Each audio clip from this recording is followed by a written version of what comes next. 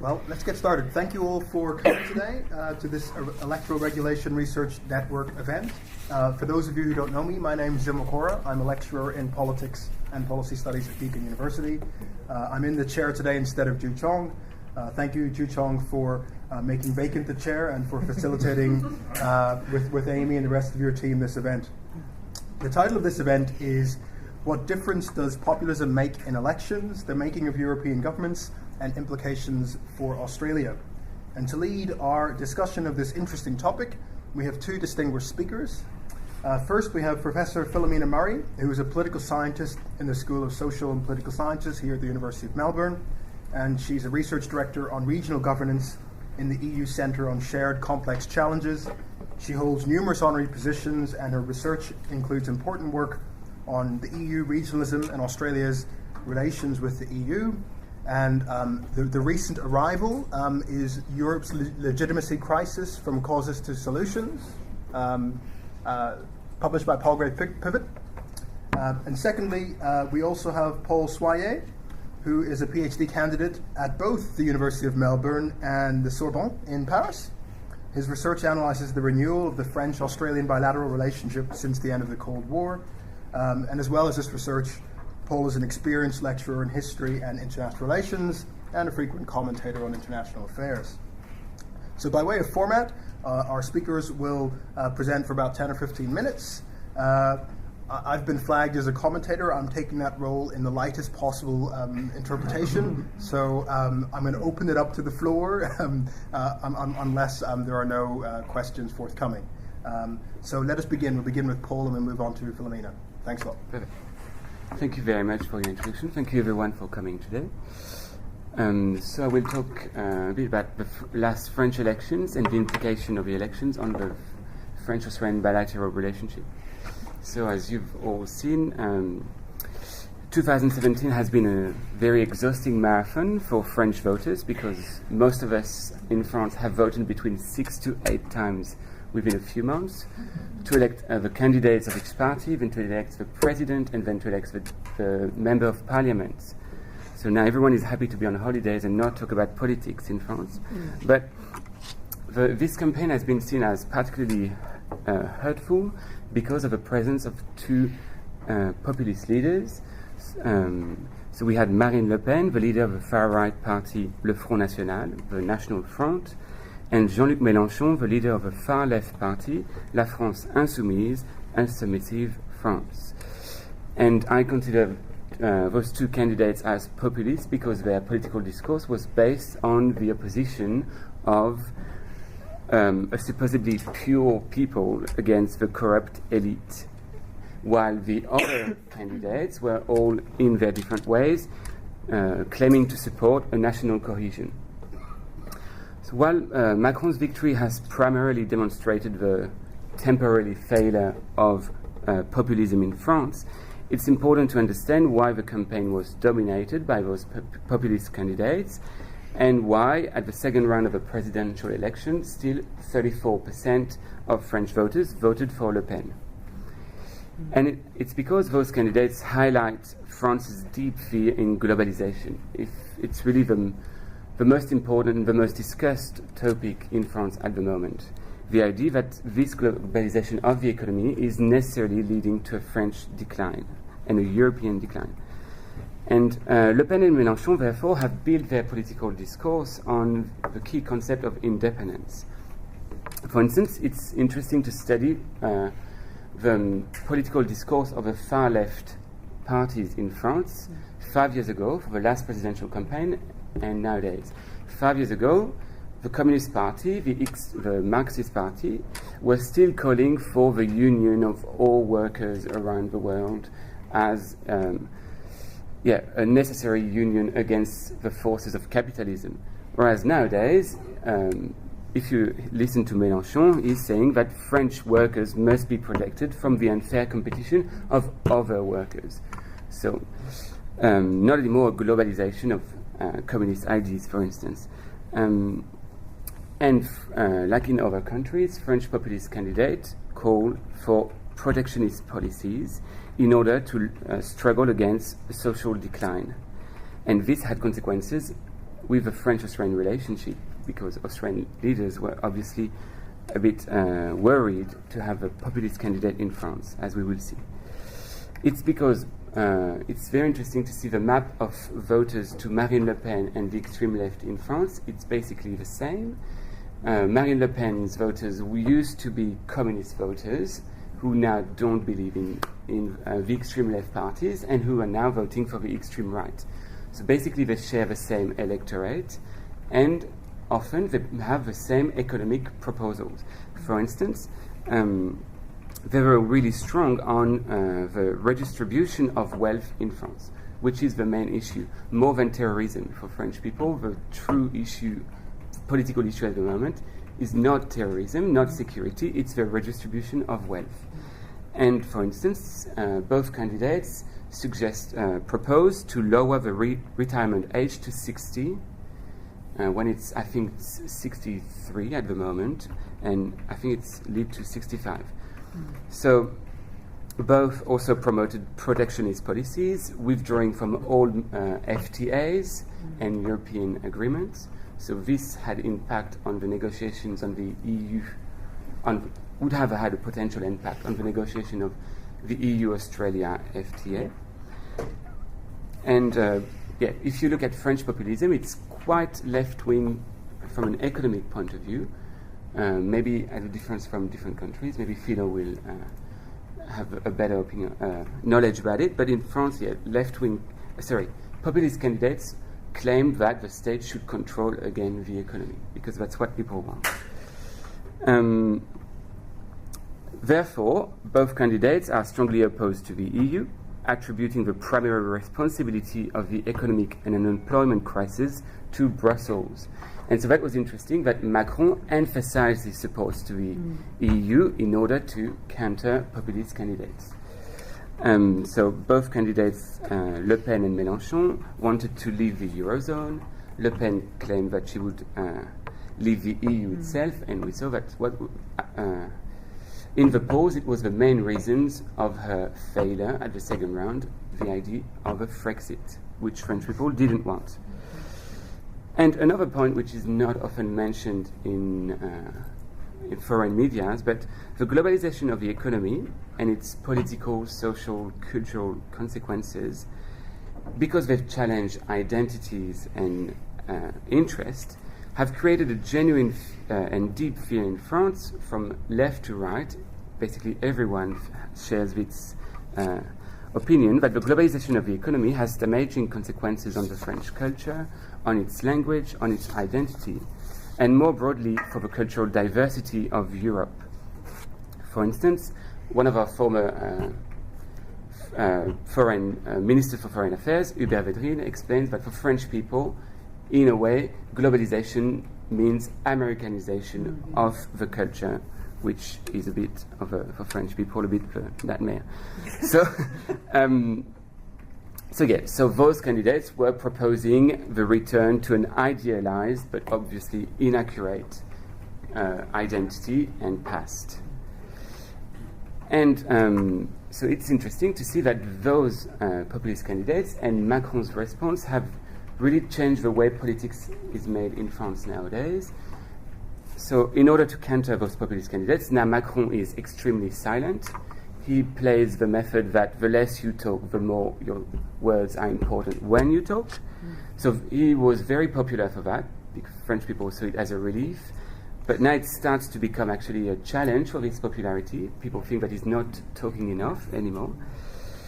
And also, Macron has tried to modernize a bit political life. We can really question that, but by renewing politicians, the parliament has now 75% of new MPs, 40% of women, and in the majority it's 47% of women. So it's openness, which is really good. But also he's passed a law which is very important for French people, called the Law for the Moralization of Politics. So nowadays, politicians are only allowed to have 3 mandates in their life, whatever the level, in order to create a bigger turnover in the political life, which is very important. They can't hire their family anymore, which is sad for Mr. Fillon. and political parties have their fundings controlled partly by the French National Bank in order to avoid corruption.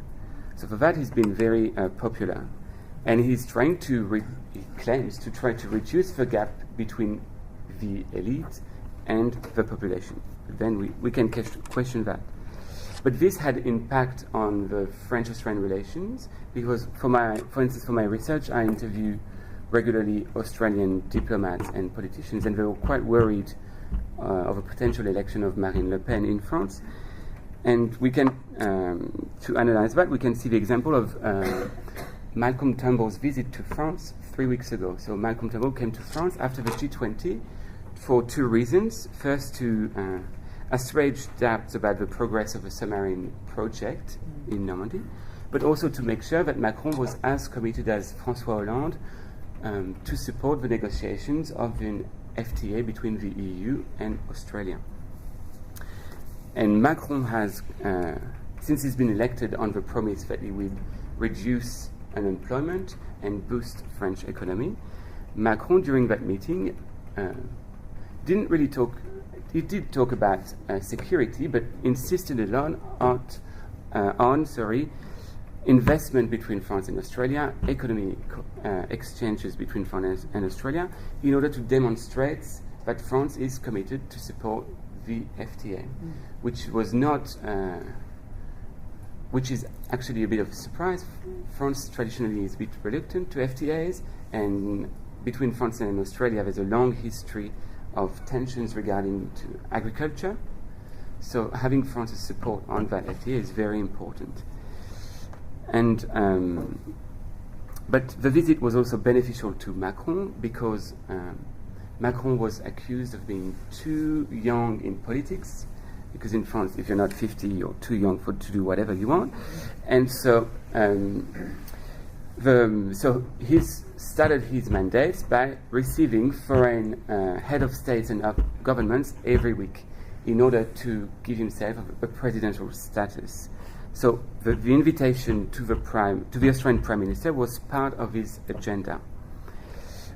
And but Macron has, even though he's forged a clear vision of what he wants to do for the EU, he needs to clarify his vision of how to bolster France's role in overcoming global challenges. And at a time of significant debate in France as to whether Paris should focus more on values or interest in order to craft its strategy, Macron aims to find a pragmatic balance between the two, but he hasn't explained what it is. But interestingly enough, he says that Australian diplomacy is an example of pragmatism. So it would be interesting to see why. But yeah, so Macron has temporarily neutralized this populist opposition, but next week the French president and the French parliament is proposing its reform for regulation, work regulation. Even though Macron has met the unions more than 50 times in order to prepare the projects, now that we're going to talk about economy in France, for sure the extreme left will rise again. Thank you very much.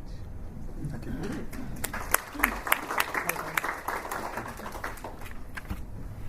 Okay, thank you for inviting me here, and good to see you all here.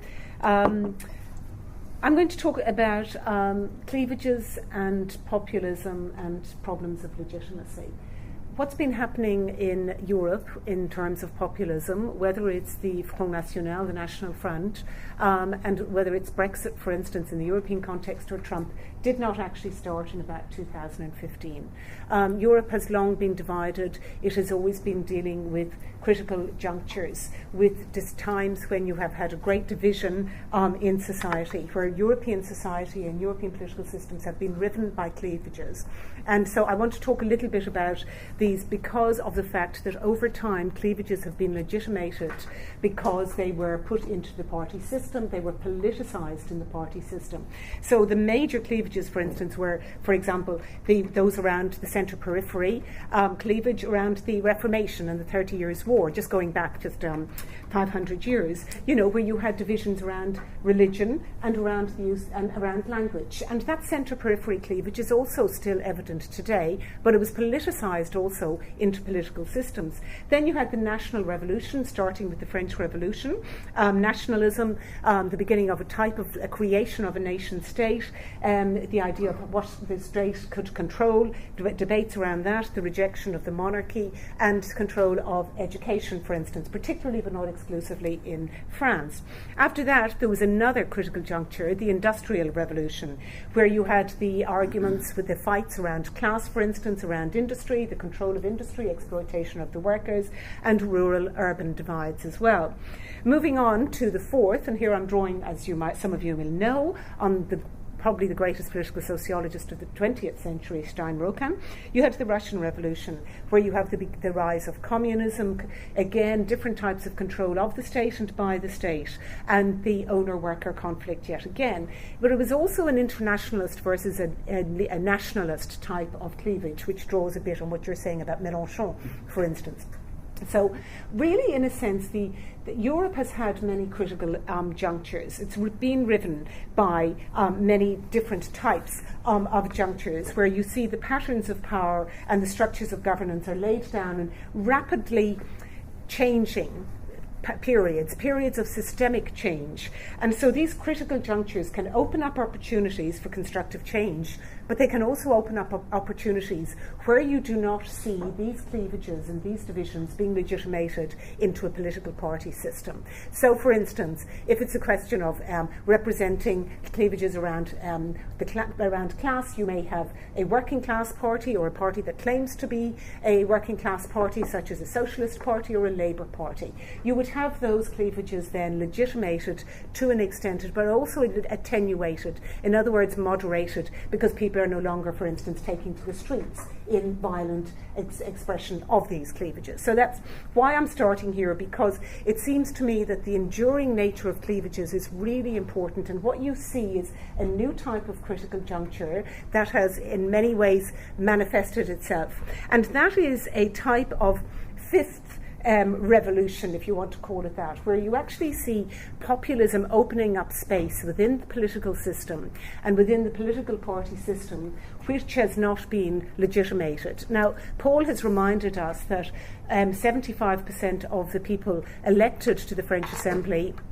recently were actually new. Many of them had never been politicians before. So what you're seeing is the collapse of social democratic parties, you're seeing the collapse of conservative parties, and you're seeing the collapse in many ways of the centre in the political party system. So I think I just thought I'd sort of just cast my eye back and my memory back to some of those important events. Now what you see is this new cleavage is really where you're actually looking at anti-system parties, anti-party parties, anti-party movements, and, most importantly, anti-democratic movements. And this is, to my mind, probably the next critical juncture. Now, I know you can talk about the digital revolution and all those other things, and I'm happy with people talking about these, but there are certain activities that are happening in the European space where you see that this new cleavage is coming out about. Part of that cleavage, as Paul has very cleverly reminded us, is actually the pro- and anti-European Union cleavage. So it is actually a legitimacy crisis for the European Union as well. The idea of the EU as a solution to war, as a beacon of hope based on peace, is now being rejected in this new critical juncture where you see this revolution of populism rejecting a core principle of democracy, but also of the importance of, for instance, of peace. And these populist movements maybe of the right, and many of us are aware of the extreme right ones, but we also know, and Mélenchon was the example in France, but there are others in Spain and Greece and Italy that are of the left and the extreme left. So what's happening in Europe is not that new and surprising in one sense, but it is also terribly shocking in another, and that is the huge vulnerability of the political system and the political party system. And what, in a sense, is happening is these are legitimated in a way that we never thought of before, or what I call the legitimating or the legitimizing of the unthinkable. And this is what we see happening here in Australia, I would suggest to you, with the way that we treat our refugees and asylum seekers. I think that you see it in Europe with the way they're especially dealing with the rescues in the Mediterranean. So we have that legitimizing of the unthinkable, which I think is something that's happening more and more. So a deeply antagonistic approach to society. So I'm mentioning cleavages because I think that's a useful way of looking at it. So we're seeing a moving away or a de-alignment from traditional cleavages and from centrist parties, but also from centrist policies. And this de-alignment from the party system sees an attempt by some in civil society to fill those sort of gaps, but it also sees a huge language of exclusionism. Paul has reminded us of people looking to the past. Well, the importance of the past is hugely important, especially when it's actually a past that never existed. So the role of mythology is terribly important. The British Brexit idea, we want to go back to what we had. We want what we had before. They have absolutely no definition of that past, but that sense of societal insecurity, of society being under threat, is tremendously important. Now, this has been around, this societal insecurity. It's actually got a whole group of people who write on it called the Copenhagen School. It started at the University of Copenhagen. But this has been around since the 1940s, this desire for an increased populist, particularly extreme right, form of society and a form of politics. And then it became more acute in the 1980s due to economic security, this new security agenda about your sense of self and your society being threatened, a sense of desire for a return, supposed return to law and order. And what you had was mainstream parties even then accepting the legitimacy of a threshold of tolerance rhetoric around swamping, for instance, of one's identity being undermined. So moving on then to looking at populism itself. I like Cas Mudde, who's one of the best writers on populism around, and he says that populism is an ideology that considers society to be ultimately separated into two homogeneous and antagonistic groups. The pure people versus the corrupt elite is what he calls it. This idea of getting rid of the elite, or as the Twitterer-in-chief would call it, draining the swamp.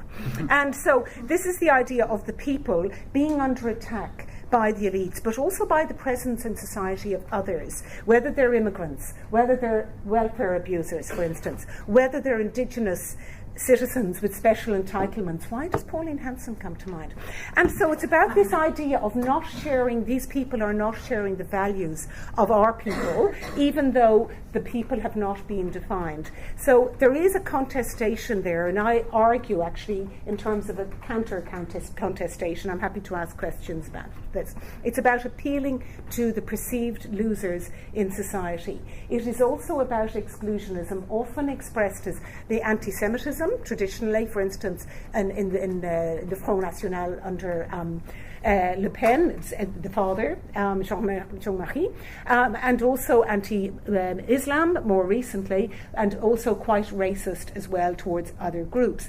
It's actually also evident in a decline in trust in institutions. So it has been argued in an article that just came out in the European Journal of Political Research that populists seek to promote and exploit dissatisfaction with how democracy currently functions, along with offering solutions as to how power can be restored to something called the people. So Timothy Garrett Nash has a nice way of describing this, as he often does, and he says populism ventriloquizes the people. In other words, it claims to speak as for the people, but it also, and I hate using the word Trump at all, but as he says, it trumps all other authorities. So the opposite is pluralism. The opposite is multiculturalism, and that is what we're seeing also under attack.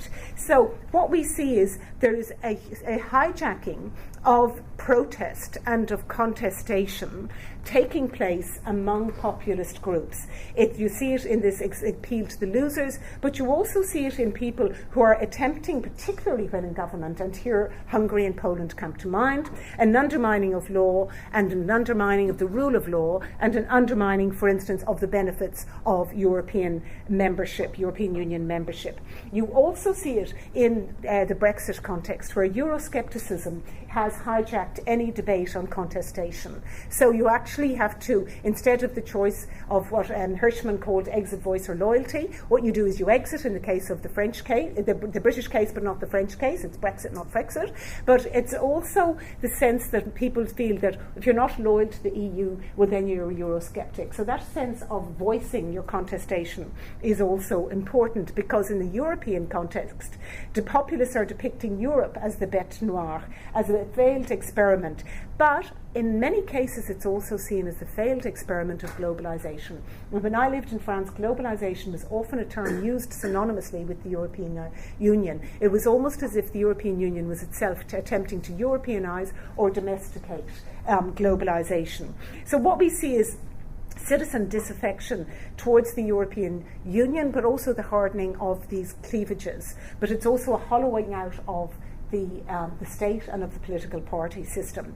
So the appeal of populism is in its xenophobia in many cases, the appeal to some mythical concept of national identity, but also in the European case, quite often it was the opposition to German leadership. Whether you saw that, for instance, you saw it in Ireland to an extent, you saw it hugely in Greece during the time of austerity, for instance. It is a great deal of dissatisfaction with a recession, with slow economic growth, with a sense of alienation from the elites. And so that the narrative of populism is about fear for society, for societal insecurity. And that is where you also will see a leadership cult. You saw it with Jean-Marie Le Pen, Marine Le Pen's father, in the case of France from the mid-late 1980s onwards. You see it with the case of Trump, the perception, presenting yourself as a type of outsider who will take on this corrupt system. It's a very pessimistic view of society, as Paul and I have written about in was it the Conversation? We wrote a riveting piece, absolutely, about this before the election, and also it's the idea of regaining some form of respect or glory for your state. And that is also important. Now, it mightn't be only for your state, it might be for your concept of ethnicity. And we've seen that in the Charleston events over the last few days, for instance. So France, it appears, has dodged the bullet this time. Yes, it does look like it. But the politics of blame still continue. Blame towards the elites and those who are apparently quite fat cats, and many times they actually that's the problem with populism. Some of what is said is actually has some validity, for instance. And so, but what you've got, for instance, in the case of the UK, you've got the politics of blaming the EU for everything that's gone wrong, including the NHS, which, by the way, successive governments in the UK managed to practically dismantle. But so too the politics of gratitude for the European Union should not be assumed anymore, nor, I would argue, should it ever have been assumed. So much of Wales, so much of Scotland, so much of the north of England, and so much of Northern Ireland have actually been funded by the European Union through projects called cohesion policies. And so really, in a sense, you can't expect people to always be grateful for something, and then occasionally you get to a stage where you think, I'm going to vote against this, even though it doesn't quite make much sense to me. We see it also in the case of the Netherlands, which struggles so hard to form governments after every election. Okay, Geert Wilders' Party for Freedom got 20 seats out of 150 compared to 24 in the previous election. That's still quite a protest vote. 1 in 5 voters this year, over the period of this year and last year, has voted for an extreme right party. And we do have some sense of hope with, for instance, in the case of the Netherlands, the Green Left Party, led by Jesse Klaver, or as people are calling him, Yes We Can, in great hope. But we have seen a near annihilation of social democracy and of social democratic parties in many parts of Europe. So, and many people are just wondering, is it really just that what happened with Trump, what happened with Brexit is a warning we'll hold back this time, but who knows what might happen next time. And I think that's reflected in what you were saying as well, Paul. So what we're looking at is a crisis, I would suggest to you, of legitimacy, where the European Union is no longer the solution, but neither are centrist parties. Or, as I argue in a piece I've written with Louis Brennan, we actually are saying, slightly misquoting Yeats, where Yeats talks about can the centre hold, and we are saying the centre cannot hold at the moment in terms of this legitimacy crisis, because the centre is not just about centre parties, centre right, centre left, but it's actually the whole idea of core principles of democracy. So that's something that we've been working about for some time. And one of the reasons why this is such a challenge now is because populism is evident in governments. It has been for some time. It's not just the recent Hungarian and Czech government, for instance, or Polish. You actually had it when Jörg Haider's party, Freedom Party, was in government 20 years ago, for instance, in Austria. But what's different this time is that you have a recalcitrant governments that basically are refusing to accept EU compliance mechanisms, not just on refugees, but also on law and order issues in the case of Poland, for instance. And really, this undermining of the European Union's role, but also its authority, which has been voluntarily entered into, sharing with all other countries of the European Union, that this could in fact become habit forming and could generate a wider disintegration process across the European Union. What are the implications for Australia? I think there are two major ones, and I'm going to say it just in a few sentences. One, beware of populism here in Australia. Call it out. Call it out in your government and call it out in the parties and individuals. I think we've got to start having more contestation than ever before, and calling right-wing extremism, exclusionism and racism what it is. Secondly, in the case of Australia's relationship with Europe, it'll always have a strong relationship with Europe. It's its second largest trading partner in goods, it's its largest trading partner in services, it's its largest trading partner in investment, and it is about to commence the negotiations on a free trade agreement, and I'm happy to answer easy questions on that one. But it also has just signed a framework agreement just a few days ago, which is much all-encompassing. The UK is not going to be part of these agreements. So the British government has to now negotiate with Australia. There are going to be major challenges there. I think Australia should be hard-headed. I think it should be pragmatic, and I don't think it should be nostalgic in its negotiations. But I'm happy to talk about that too. Thank you. Okay. Thank you.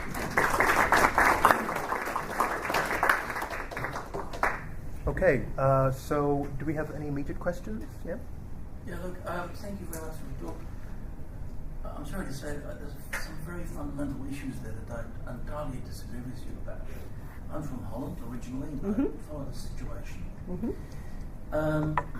What is not true is that, we're not at a situation or a point of an anti-democratic juncture. We have, after all, compared, and that is the implications for Australia, a one vote, one value party political system which is very diverse in most European countries, and I use Denmark, Finland, Sweden, and particularly Netherlands as an example. So that, whatever you define populism to be, it is still a question of transparency, discussion, debate, no matter what the labels might be or the issues are.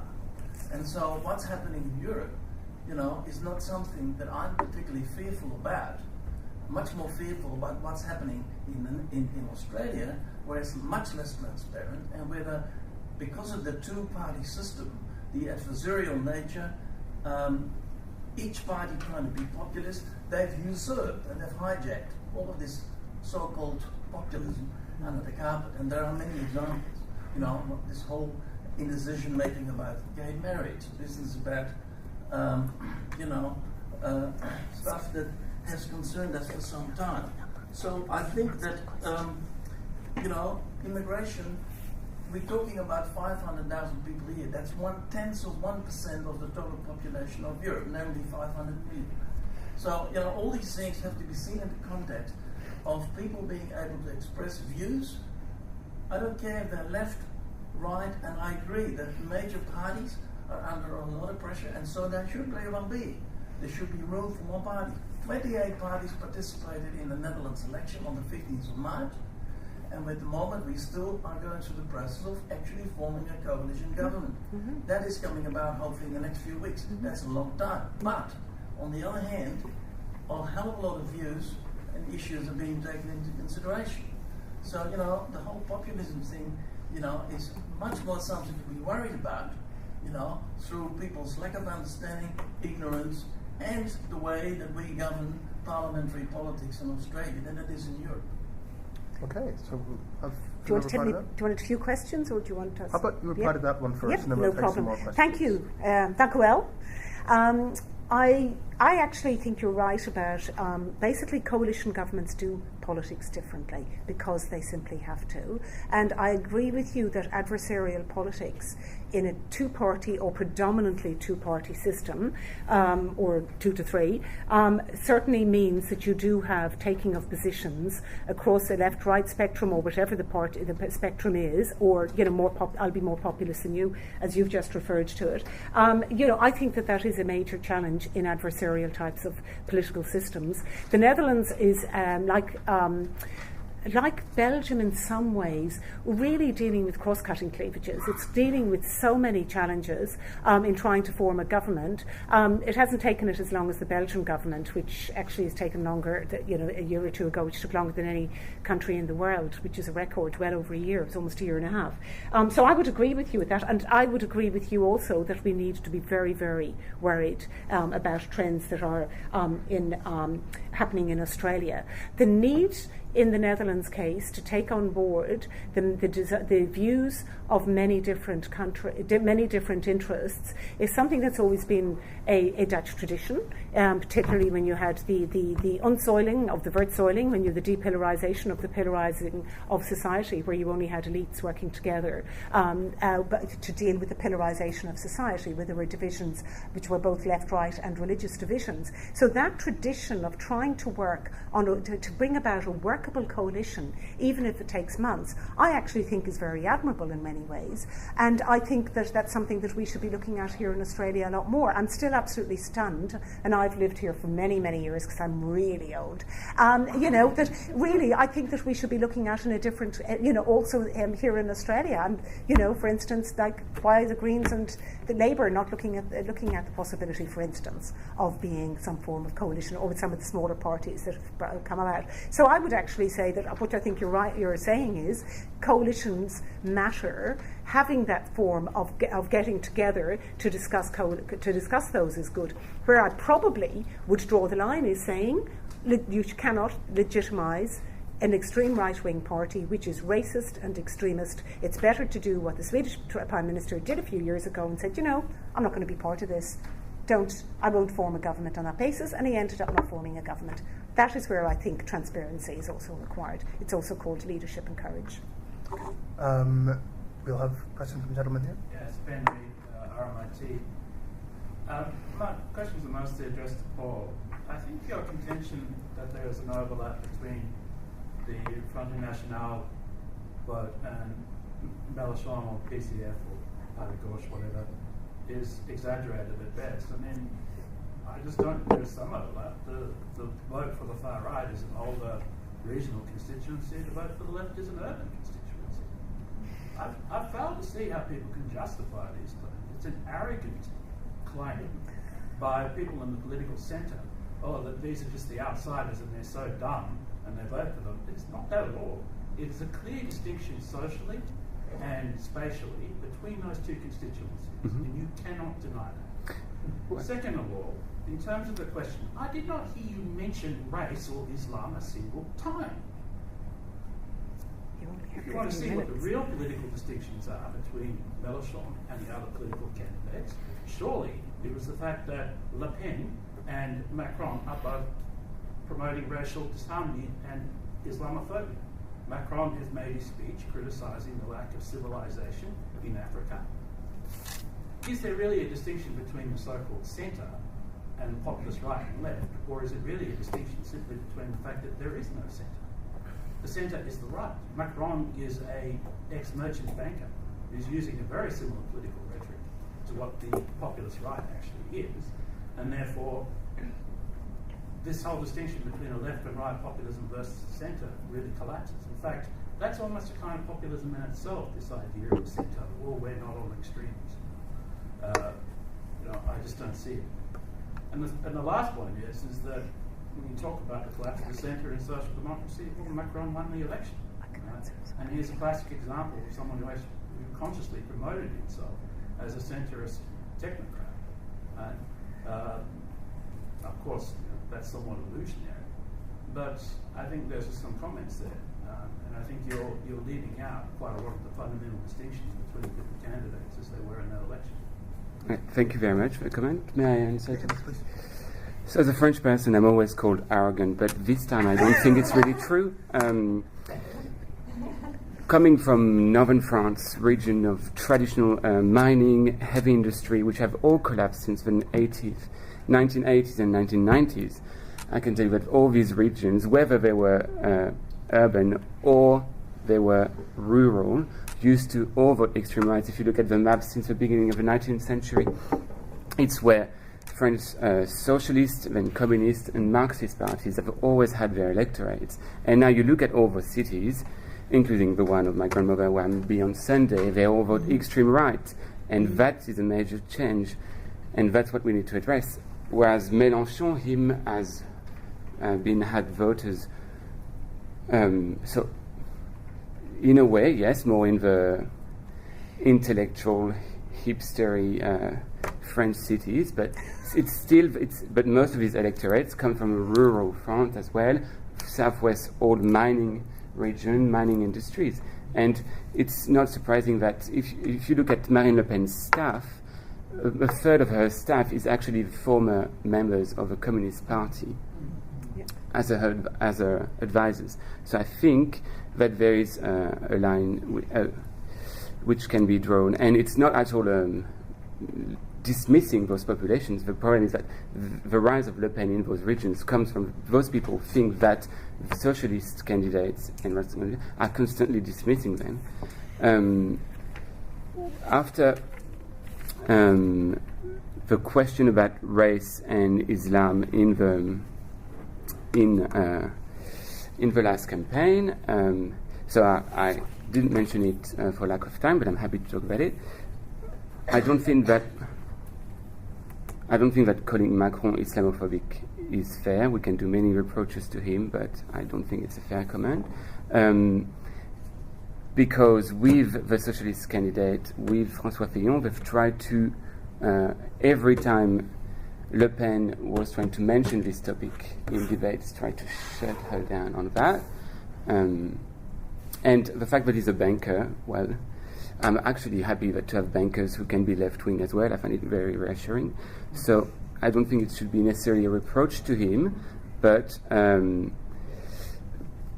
it's true, and that it will be interesting to see what he proposed for the deregulation of work rights next week. And I think that based on that, then we'll be able to judge his program. Okay. Thank you. Thanks. Further questions? We'll go with this gentleman. I want to see women. Okay, if I don't see equal number of women and men, I'm not answering male questions. Well, the hands have got to come up. I know the hands have to come up. Sometimes they think they need to know something in order to say something. Okay, so if any ladies want to raise their hands, okay, we'll go with you first. Thank you, Zim. Philomena, I was really interested to hear you speak about the fact that we've always had these cleavages in the history of Europe. And as we enter into new junctures, that seems to impact on the politics at the time and the character of the populism at the time, if that's fair to say. Yep. What I'm interested in is, it seems that you're saying that there's a different type of character this time, and this time it's about a hollowing out of the centre. So my question is, why now? Was this inevitable that we would get to the point where we would have this type of cleavage, or is it that something happened to make this occur? Yeah. Thank you for your question.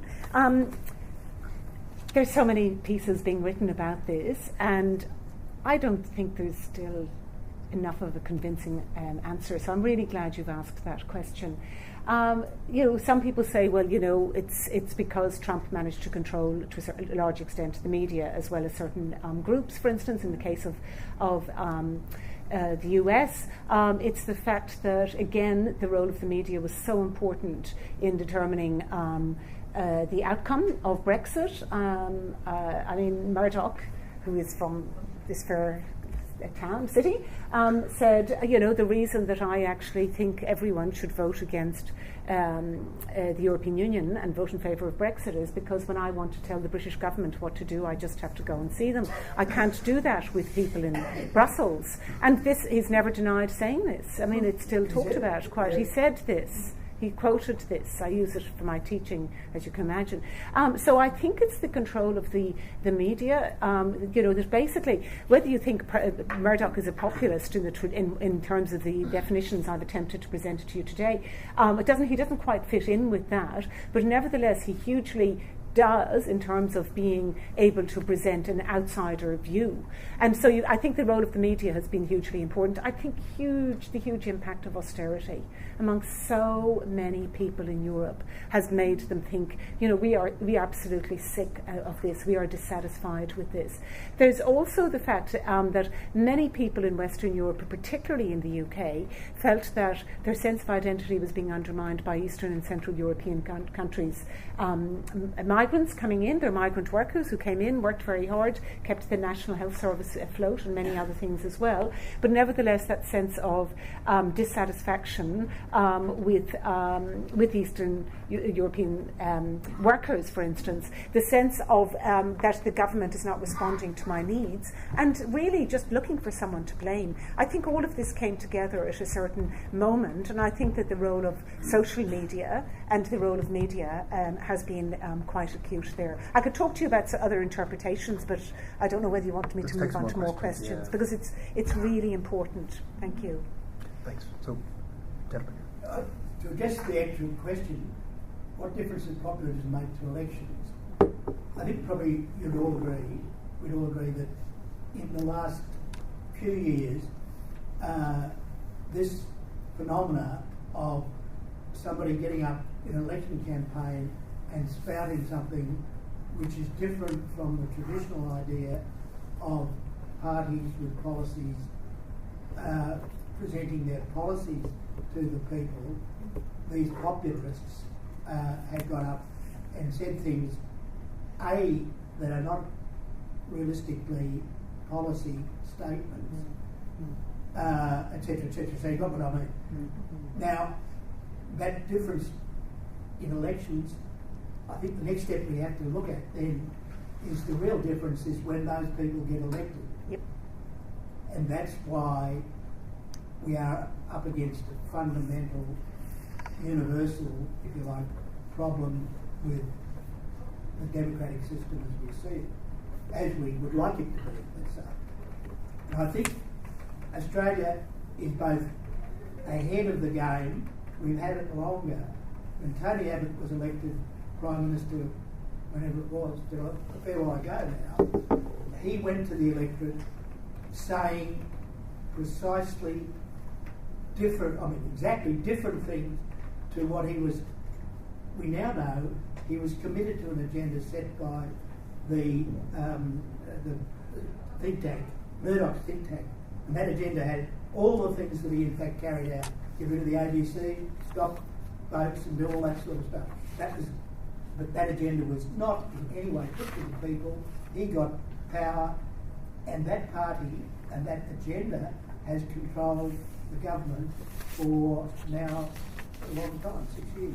So the problem becomes, and obviously in America, that problem is playing out where you've got a leader who hasn't got a policy that's approved by the people. So I just wonder whether I back up wholly that we in Australia are now in a position where we can be, we've had it for so long, we've had it before other people, we can now, if the people want to gather, get rid of it, by getting rid of that party. What do you think? We'll just pause you there.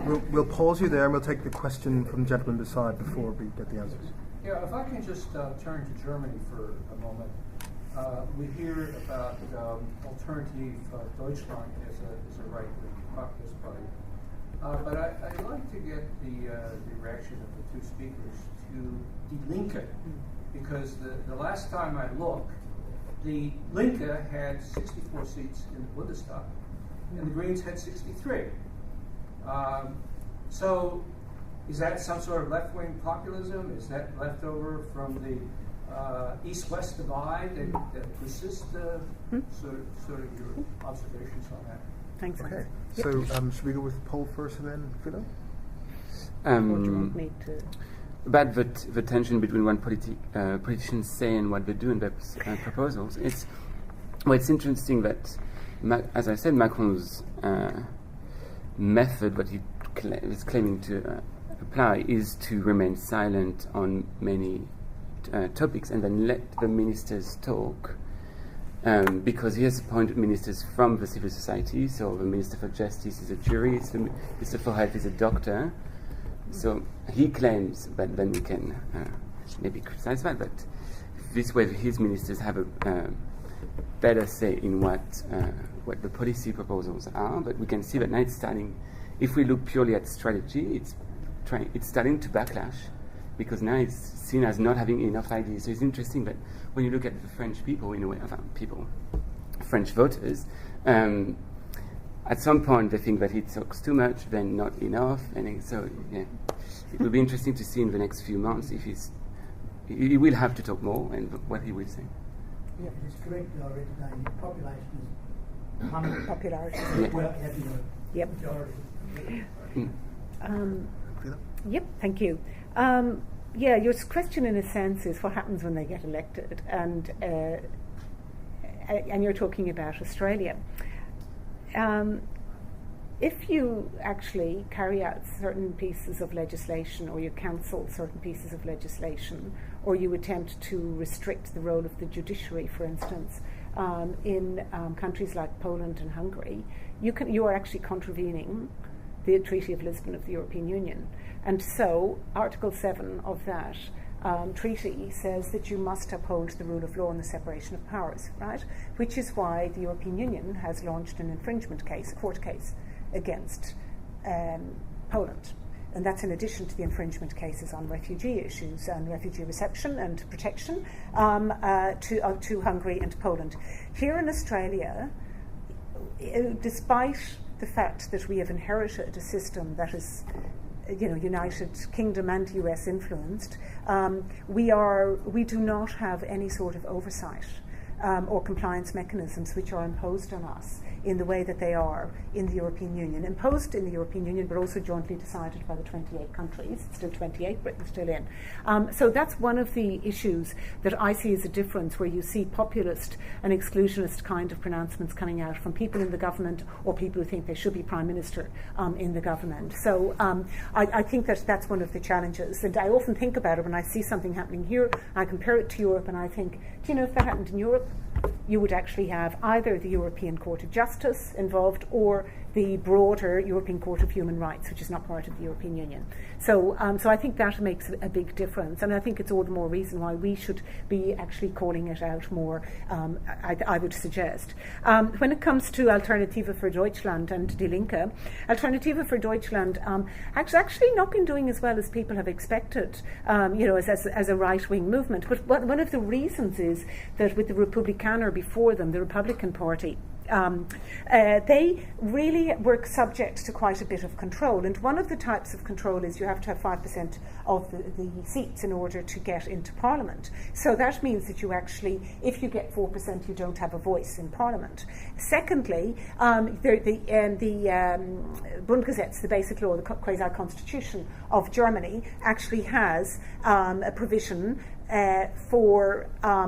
for freedom. It's got provisions for freedom of speech, but also you actually cannot use Nazi symbols. You cannot use the sort of symbols that were used in the United States in Charleston a few days ago, for instance. So there is that protection. And the other issue is that you have a denazification program that took place in Germany, which never took place in Italy, which never took place in Austria, and similar sort of movements were attempted, for instance, in Poland, for instance, in the equivalent of a type of truth commission that they attempted, which really was not as successful as it could have been for all sorts of oppositional reasons. So there you see that there is less of a chance for the extreme right, especially Nazi-influenced extreme right, to flourish in the German case. When it comes to Die Linke, which in German means the left, what you see is there's an awful lot of what they call Ostnostalgie taking place, and that is nostalgia for the East. This idea that if only things were like, did anyone see the film Goodbye Lenin? It's a terrific film. Isn't it fantastic? So it's like basically you want to hear, just watch it. I won't tell you what it's about. I'm not a film critic. But I will say that this idea of going back to the past is also part of some left-wing movements, not just right-wing movements. And a lot of people identify with Die Linke because it was actually the Communist Party and then evolved into several other things and called itself different names, socialist, etc. But there's still an appeal there because of those issues relating to disadvantage, particularly in the East, where many people feel we did not get the support that we should have got from the wealthy West. Oscar Lafontaine from the West came into that. Yeah. Party. Yeah, So I know that. It's not just entirely an East phenomenon. Well, it's largely an Eastern phenomenon. I read an article a few days ago with the figures of their supporters, and it is still largely that. Okay, last question, preferably from a lady. Okay, from the gentleman. Sorry. Charles Richardson. Question, I guess, for Philomena. I'm interested in what you said at the start about how cleavages have been incorporated in party systems and the way that that's changed over centuries, as you put it. I guess I'm trying to get at the relationship between that and the rise of populism. Is it that we're trying to do one of those periodic reorientations of the party system now, moving away from what was a class or some combination of class and economic policy, something our party system, through to something else that's maybe sort of a open society versus chauvinism or nationalism. Is it the fact that doing that is opening up the way to populism, or is populism a sign of stress for the party system not having properly reoriented itself yet? Yep. Okay. Realignment or not? Yes. Yep. I've talked about de-alignment. I didn't talk about realignment. We read some of the same people. I think there's a bit of both happening. I think that you do have that hollowing out and that emptying of the centre, the sort of, Down's economic theory of democracy idea, that you have some of that happening, but it's also with the de-alignment away from what could be called traditional, and here I'd even include materialist, post-materialist parties, for instance, and that cleavage. I would actually suggest to you that because of that, we do have to a certain extent the party system under stress. Absolutely, as you've said, Charles, I would totally agree with you. And populism is attempting to, in a sense, fill that space in a totally different way. But you're also seeing the politicisation of populist movements into the political party system. So, and that's where I think the realignment is taking place. So the realignment is around protest parties and protest movements and protest leaders, which we don't normally, traditionally at least, see as part of that political party system, or if we did, we'd see them perhaps in some form of, the fringes. But now the fringes, in a sense, are joining up in that Nolte kind of argument, which Paul and I have also written about, where the extreme right and the extreme left do have quite a few similarities. So it's not just a line, it's sort of like they're coming together this way.